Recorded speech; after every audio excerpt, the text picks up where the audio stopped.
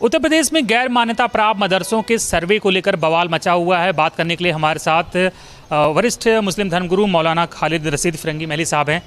Sir, सरकार अगर मदरसों का सर्वे कराना चाहती है तो प्रॉब्लम कहाँ है?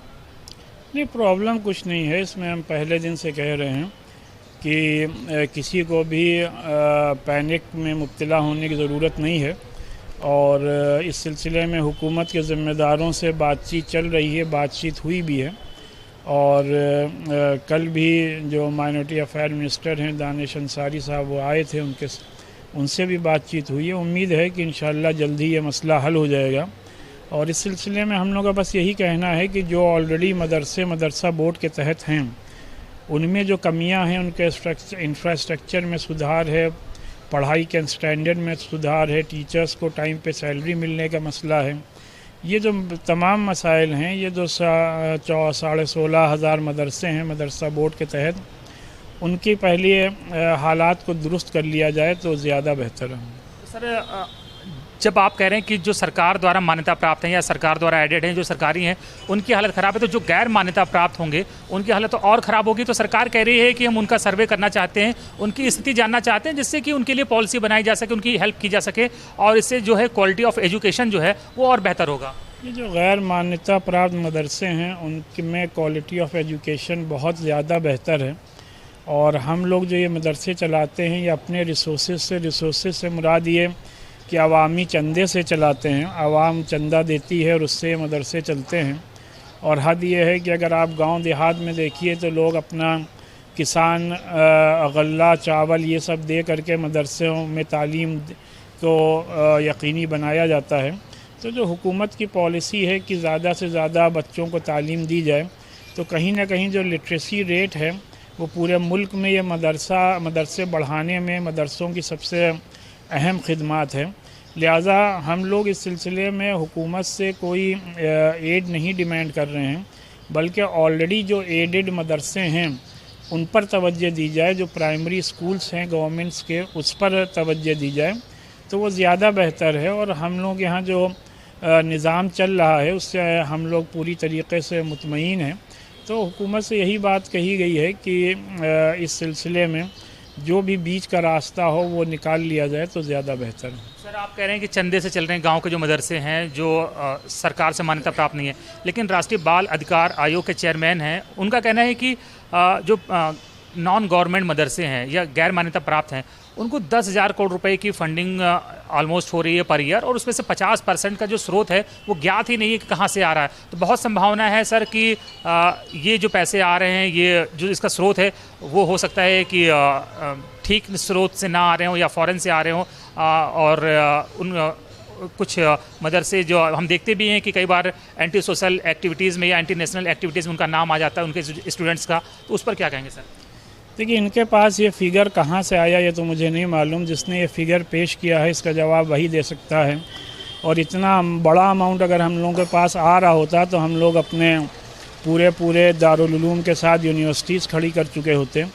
हमारे यहाँ मुसलमान जो हर साल रमज़ान में एक बड़ा अमाउंट ज़कात के फॉर्म में निकालते हैं, वो मेन सोर्स है इन मदरसों के चलने का। और ज़ाहिर बात है जो ज़कात का अमाउंट निकालता है वो एक अपना मजहबी फरीज़ा समझ के निकालता है और उसको वो इन मदरसों में ज़रूरतमंद जो तलबा हैं उनके लिए देता है।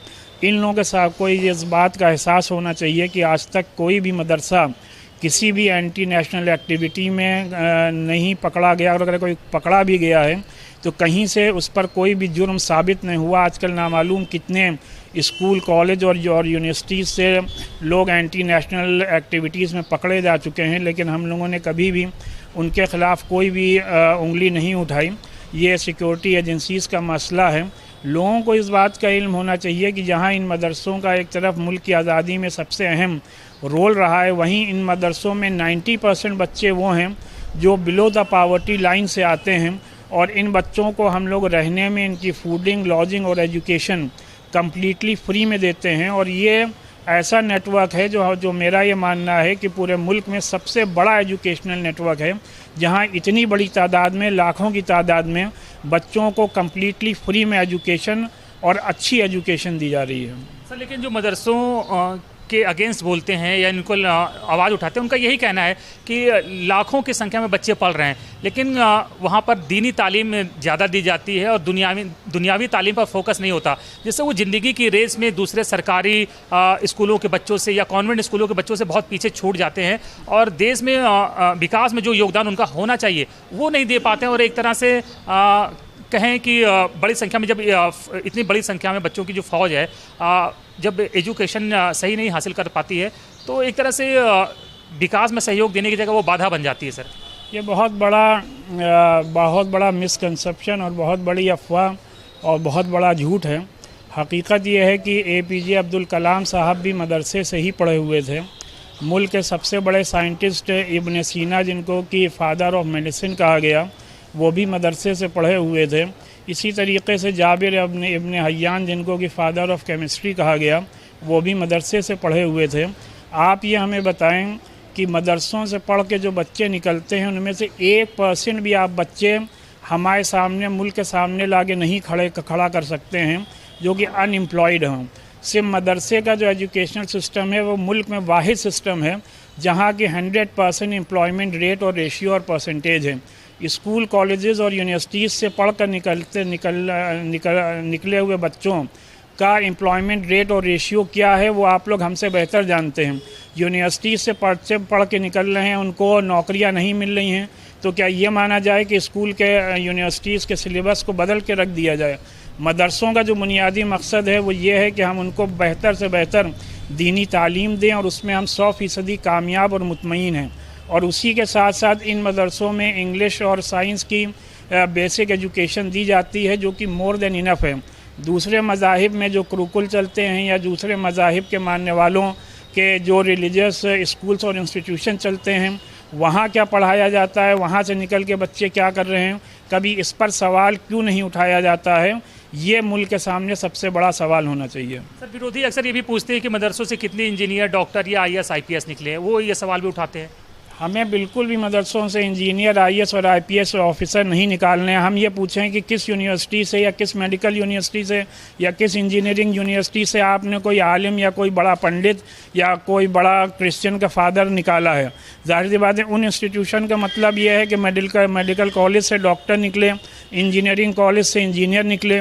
उसी तरीके से मदरसे का मकसद ये है और हमारा जो बेसिक ऑब्जेक्टिव है वो ये है कि हम इन मदरसों से आलिम दीन निकालें, ऐसे इमाम निकालें जो कि मस्जिद में लोगों को सही तौर पर नमाज़ पढ़ाएं, ऐसे आलिम दीन पैदा करें जो सही तौर पर इंसानियत की खिदमत और इंसानों की सही रहनुमाई करें। ये बुनियादी मकसद है मदरसों का।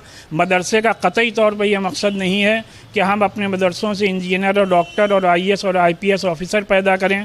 आप सब जानते हैं कि मदरसों में सिर्फ़ और सिर्फ अराउंड 3% बच्चे तालीम हासिल करने जाते हैं।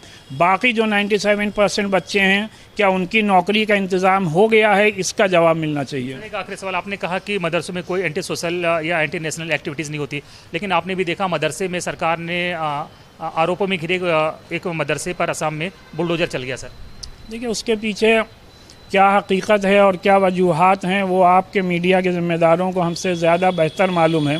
किसी भी स्कूल या कॉलेज या यूनिवर्सिटीज़ में कोई बच्चा एंटी सोशल एक्टिविटी में जब पकड़ा जाता है कि आप पूरी यूनिवर्सिटी ढा देते हैं। एक तालीमी इदारा 10 साल की 20 साल की मेहनत के बाद खड़ा किया जाता है, करोड़ों रुपया उसमें खर्च होता है। उसमें जो कसूरवार है आप उस शख्स को सज़ा दें, ना चाहिए कि आप पूरे एक तालीमी इमारत को ढा कर रख दें। ये कहाँ का इंसाफ है? ये सबसे बड़ा सवाल है।